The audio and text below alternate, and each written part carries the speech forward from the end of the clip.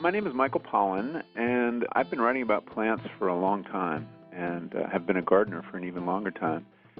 And when I learned about this new field called plant neurobiology, I was immediately intrigued because plants don't have brains and they don't have neurons, so what could this possibly mean?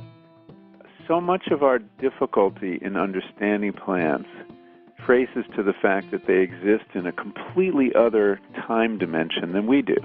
They seem still, they seem inactive, just because they're moving at a different scale than we are. And so time-lapse is a way to close the gap between the plant's time scale and our own time scale.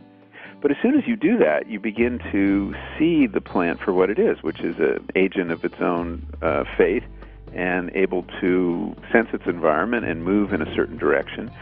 And as soon as you look at plants in time-lapse, you gain a new respect for them and what they can do, and that they are much more active.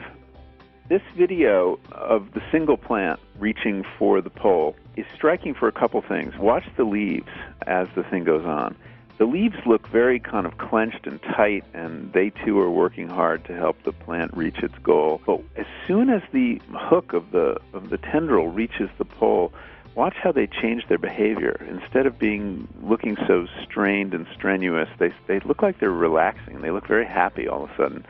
And the other thing to look at is the nature of the motion and how effortful and striving it is. Basically, the bean plant grows a couple centimeters and throws itself over and over again with very good aim. It reminded me of someone with a fly rod casting repeatedly to hit a spot on a river. In the second video, we see two plants, bean plants, and they're competing for the same pole.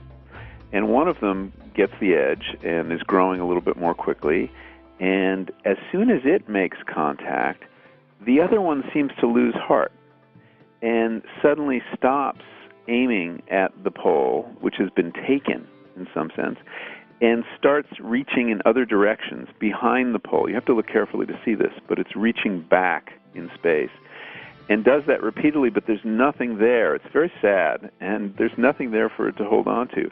And eventually, it just gives up in defeat.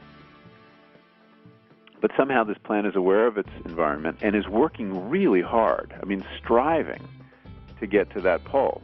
Now, words like striving and looking and knowing and noticing all are metaphorical in the case of plants, and we should be skeptical of this, of mood and attitude in plants. But it sure looks that way when you look at these videos.